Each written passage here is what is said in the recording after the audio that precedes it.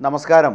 മലയാളിയെ ബോധപൂർവം നിഴലിൽ നിർത്തിയ കേരള സ്റ്റോറി എന്ന പ്രൊപ്പഗണ്ട സിനിമ മുന്നോട്ട് വെച്ചതല്ല കേരളത്തിൻ്റെ യഥാർത്ഥ മനസ്സ് എന്ന് ഒരിക്കൽ കൂടി വ്യക്തമാക്കിയ സംഭവമാണ് കഴിഞ്ഞ ദിവസം മലപ്പുറത്തുണ്ടായത്.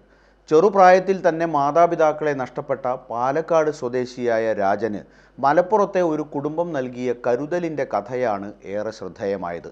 ഏകദേശം 4 പതിറ്റാണ്ട് മുമ്പ് മലപ്പുറത്തെ സാമൂഹിക പ്രവർത്തകനും പ്രാദേശിക കോൺഗ്രസ് രാഷ്ട്രീയക്കാരനുമായ KV മുഹമ്മദ് പുത്തനത്താണിയിലെ ഒരു വഴിയോര ഭക്ഷണശാലയിൽ ഭക്ഷണം കഴിക്കാൻ വന്നപ്പോൾ തളർന്ന് വൃത്തികെട്ട രൂപത്തിൽ കാണപ്പെട്ട ഒരു യുവാവിനെ അദ്ദേഹം ശ്രദ്ധിച്ചു. വിശന്നു വലഞ്ഞ അവനെ ഒപ്പം കൂട്ടിയ മുഹമ്മദ് രാജനെ കൈയൊഴിഞ്ഞില്ല. മുഹമ്മദിൻ്റെ മരണശേഷം അദ്ദേഹത്തിൻ്റെ മക്കളും. മലപ്പുറം ജില്ലയിലെ ഒരു യാഥാസ്ഥിതിക മുസ്ലിം കുടുംബത്തിൽ 39 വർഷമായി വിത്തനശ്ശേരി രാജൻ ഹിന്ദുവായി ജീവിച്ചു എന്നതാണ് ഈ കഥയിലെ കാതൽ. കഴിഞ്ഞ ദിവസം തൻ്റെ 62-ാം വയസ്സിൽ രാജൻ മരിച്ചപ്പോൾ ഹൈന്ദവ ആചാരപ്രകാരം അന്തിമ വിട നൽകാൻ മുഹമ്മദിൻ്റെ മകൻ അലിമോൻ നരണിപ്പുഴ സ്വന്തം വിശ്വാസം തന്നെ അല്പനേരത്തേക്ക് മാറ്റിവെച്ചു. സംസ്ഥാനത്തെ മുസ്ലിം ഭൂരിപക്ഷ ജില്ലയിൽ നിന്നുള്ള മതസൗഹാർദ്ദത്തിൻ്റെ കഥ ഇവിടെ അവസാനിക്കുന്നില്ല. രാജൻ്റെ മൃതദേഹം പൊതുശ്മശാനത്തിൽ അഗ്നിക്ക് വിട്ടുകൊടുത്ത ശേഷം അലിമോൻ ഇപ്പോൾ തൻ്റെ പ്രിയപ്പെട്ട സഹോദരൻ്റെ ചിതാഭസ്മം ശേഖരിക്കാൻ കാത്തിരിക്കുകയാണ്. അത് ഭാരതപ്പുഴയിൽ നിമജ്ജനം ചെയ്യണമെന്നാണ് അലിമോൻ്റെ നെയ്യത്ത്. രാജൻ്റെ വിശ്വാസപ്രകാരം സംസ്കരിക്കാൻ ഞാൻ എൻ്റെ വിശ്വാസം ഒരു നിമിഷം മാറ്റിവെച്ചു എന്നാണ് രാജന് നൽകിയ ചരമ ശുശ്രൂഷയെക്കുറിച്ച് 46-കാരനായ അലിമോൻ പറഞ്ഞത്. 40 വർഷം മുമ്പ് വിശന്നു വലഞ്ഞു നിന്ന പാലക്കാട്ടുകാരൻ രാജന് തൻ്റെ ഗ്രാമത്തിലേക്ക് മടങ്ങാൻ ഭക്ഷണവും പണവും മുഹമ്മദ് വാഗ്ദാനം ചെയ്തു. എന്നാൽ അത് സ്വീകരിക്കാതെ രാജൻ റോഡിലൂടെ ലക്ഷ്യമില്ലാതെ നടക്കാൻ തുടങ്ങിയപ്പോൾ മുഹമ്മദ് പിന്നാലെ ചെന്ന് യുവാവിനെ നന്നമ്മുക്കിലെ തൻ്റെ വീട്ടിലേക്ക് കൊണ്ടുപോയി. 6 പെൺമക്കളും ഒരു മകനുമുള്ള മുഹമ്മദിൻ്റെ കണ്ണഞ്ചാത്ത് വളപ്പിൽ വീട്ടിൽ രാജൻ പുതിയ ജീവിതം ആരംഭിച്ചു. കുറച്ച് ദിവസങ്ങൾക്ക് ശേഷം രാജനെ നാട്ടിലേക്ക് അയക്കാനായിരുന്നു പദ്ധതി.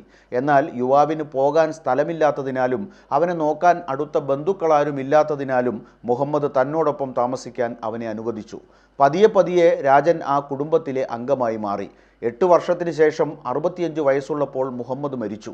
അതോടെ രാജൻ വീണ്ടും അനാഥത്വത്തെ അഭിമുഖീകരിച്ചപ്പോൾ മുഹമ്മദിൻ്റെ മകൻ അലിമോൻ പിറക്കാതെ പോയ തൻ്റെ സഹോദരനെ ചേർത്തുപിടിക്കാൻ സന്നദ്ധനായി. എൻ്റെ പിതാവ് മരിച്ചപ്പോൾ ആളുകൾ എന്നോട് രാജനെ ഏതെങ്കിലും അഭയകേന്ദ്രത്തിൽ ഏൽപ്പിക്കാൻ ആവശ്യപ്പെട്ടു. പക്ഷേ അവനെ ഉപേക്ഷിക്കാൻ ഞാൻ തയ്യാറായില്ല. അച്ഛൻ വീട്ടിലേക്ക് കൊണ്ടുവന്ന ഒരാളെ പരിപാലിക്കുന്നതിൽ പുണ്യമുണ്ടെന്ന് ഞാൻ കണ്ടെത്തി എന്ന് അലിമോൻ പറഞ്ഞു. സ്വന്തം ഗ്രാമത്തിൽ അപൂർവമായി മാത്രം പോയിരുന്ന രാജൻ മുസ്ലിം കുടുംബത്തിലാണ് വളർന്നത്. വീട്ടിലും അവരുടെ ചെറിയ കൃഷിഭൂമിയിലുമുള്ള ജോലികളിൽ അവൻ അവരെ സഹായിച്ചു. ആശുപത്രിയിൽ പ്രവേശിക്കപ്പെടുമ്പോഴെല്ലാം അലിമോൻ്റെ കുടുംബാംഗങ്ങൾ തന്നെയാണ് പരിചരണത്തിന് ഒപ്പം നിന്നത്. ആരോഗ്യനില വഷളായതോടെ രാജനെ ദുരിതാശ്വാസ കേന്ദ്രത്തിലോ അഭയകേന്ദ്രത്തിലോ ഉപേക്ഷിക്കാൻ നാട്ടുകാർ വീണ്ടും അലിമോൻ്റെ കുടുംബത്തോട് നിർദ്ദേശിച്ചെങ്കിലും അവർ ഗൗനിച്ചില്ല. ഡിസംബർ 19-ന് ചൊവ്വാഴ്ച മരണപ്പെട്ട രാജൻ്റെ മൃതദേഹം ആളുകൾക്ക് ആദരാഞ്ജലി അർപ്പിക്കാൻ 40 കൊല്ലം പാർത്ത വീട്ടിൽ തന്നെ തിരിയിട്ട നിലവിളക്കിന് സമീപം കിടത്തി. പൊതുശ്മശാനത്തിൽ അലിമോനും സഹോദരപുത്രൻ മുഹമ്മദ് റിഷാനും ചേർന്ന് രാജൻ്റെ ചിതാഗ്നി തെളിയിച്ചു.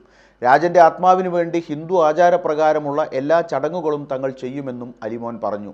ഞങ്ങൾ മുസ്ലിങ്ങളായും രാജൻ ഞങ്ങൾക്കിടയിൽ ഒരു ഹിന്ദുവായും ഞങ്ങളുടെ കുടുംബത്തിൽ ഒരൊറ്റ മേൽക്കൂരയിൽ ജീവിച്ചു.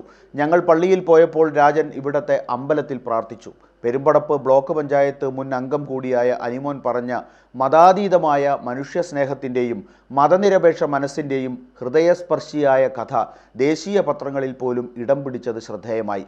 30,000 യുവതികൾ മതം മാറ്റപ്പെട്ടെന്നും അത് വിവാദമായപ്പോൾ 3 പേരെന്നും മാറ്റിപ്പറഞ്ഞ കേരള സ്റ്റോറിയുടെ സംവിധായകൻ പടച്ചുവിട്ടതല്ല കേരള സ്റ്റോറിയെന്നും ഇതാണ് യഥാർത്ഥ കേരള സ്റ്റോറിയെന്നും തിരിച്ചറിയാൻ പുറത്തുവന്ന ഈ വാർത്ത സഹായകമാകും എന്ന് പ്രതീക്ഷിക്കാം.